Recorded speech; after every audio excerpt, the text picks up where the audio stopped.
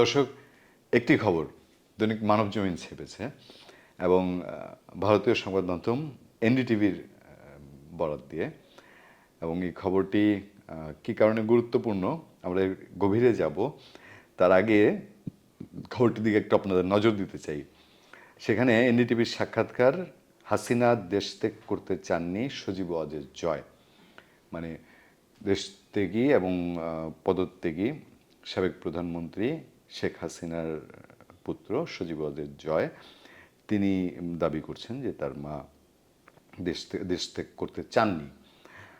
খবরে বলা হচ্ছে, গত বেশ কয়েক সপ্তাহের বিক্ষোভের পর সোমবার বাংলাদেশের সদ্য বিদায়ী প্রধানমন্ত্রী শেখ হাসিনা দেশ ত্যাগ করতে বাধ্য হয়েছেন। তবে তিনি দেশ ত্যাগ করতে চাননি বলে এনডিটিভিকে এক সাক্ষাৎকারে জানিয়েছেন যুক্তরাষ্ট্রে বসবাসকারী তার পুত্র সজীব ওয়াজেদ জয়। সাক্ষাৎকারে জয় বলেছেন, তিনি দেশেই থাকতে চেয়েছিলেন, কোনোভাবেই দেশ ত্যাগ করার কোনো ইচ্ছা তার ছিল না। আমরা সার্বক্ষণিক তার শারীরিক অবস্থার বিষয়ে সতর্ক ছিলাম, যার ফলে পরিবারের সবাই তাকে দেশ থেকে অনুরোধ করলে তিনি দেশ থেকে সিদ্ধান্ত নেন। এনডিটিভির সাংবাদিক মায়রা শাকিল টেলিফোনের মাধ্যমে জয়ের একটি সাক্ষাৎকার নেন। সাক্ষাৎকারে জয় আরও বলেন, আমি সকালে মায়ের সঙ্গে কথা বলেছি। বাংলাদেশে এমন নৈরাজ্যকর পরিস্থিতি সম্পর্কে আপনি অবগত আছেন। এ পরিস্থিতিতেও তিনি শক্ত ছিলেন, তবে তিনি বিষয়টি নিয়ে উদ্বিগ্ন ছিলেন।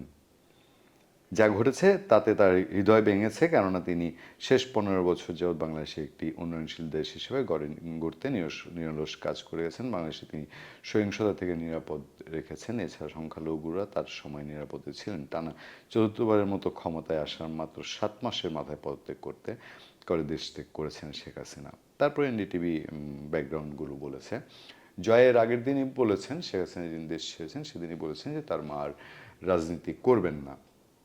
এখন সজীব জয়ের সেই সাক্ষাৎকারেও তিনি বিবিসিকে বলেছিলেন যে তার মা প্রচুর কষ্ট করেছেন, শেখ হাসিনা প্রচুর কষ্ট করেছেন। হ্যাঁ, কষ্ট করেছেন, তবে আমরা জানি যে তিনি যতটা মেধা বা যতটা সময় তিনি, বা অনেকেই জানেন, অনেকে মনে করেন বা অনেকের অভিযোগ যে যতটা মেধা যতটা সময় তিনি দেশের জন্য কাজ করেছেন, তার একটি বড় অংশ তিনি বিরোধী মতামত এবং বিরোধী শিবিরকে দাবিয়ে রাখার বা নির্বাচনকে নিজের ফেভারে রাখার জন্যে সময় দিয়েছেন এবং শ্রম এবং মেধা দিয়েছেন, এবং সেখানে অ্যাক্টিভিটিটা বেশি করেছেন। এই জায়গা থেকে আরও একটি বিষয় সামনে আসে, সেটা হচ্ছে প্রথম আলোর একটি রিপোর্ট ছিল যে শেষ মুহূর্ত পর্যন্ত শেখ হাসিনা তার সমস্ত শক্তি দিয়ে তিনি ক্ষমতায় থাকতে চেয়েছেন। সেখানে তিনি কোনো কিছু ভাবতে চাননি। তিনি আইনশৃঙ্খলা বাহিনীর সবাইকে তিনি ডেকে বলেছেন, কেন এই মুভ থামানো যাচ্ছে না, কেন এই আন্দোলন থামানো যাচ্ছে না। তো এত লক্ষ লক্ষ মানুষের, কোটি মানুষের যে মুভমেন্ট সারা দেশে, এইটা থামানোর মতন বাংলাদেশে এই 5-7 লাখ আইনশৃঙ্খলা বাহিনীর সদস্যের পক্ষে আসলে কতটা টাফ ছিল, এটা শেষ মুহূর্ত পর্যন্ত হয়তো একটু ঠিক যে শেখ হাসিনা পরিবারের পক্ষ থেকে তাকে বোঝানো হয়েছে তার শারীরিক অবস্থার কথা চিন্তা করে, মানে সোজা বাংলায় বললে যে তার নিরাপত্তা, বা তিনি যদি থাকতেন দেশে আর কিছুক্ষণ, আর ঘণ্টাখানেক থাকলেও পরিস্থিতি কী হতো, এটা আসলে চিন্তার বাইরে।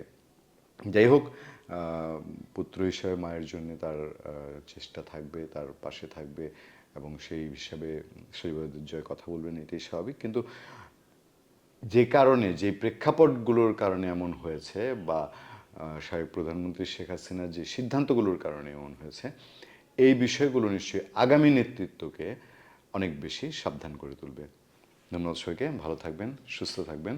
সত্য, করুণা এবং সহনশীলতার সাথে আপনাদের সাথে সবসময় আছি আমি, আতিক রহমান পূর্ণিয়া।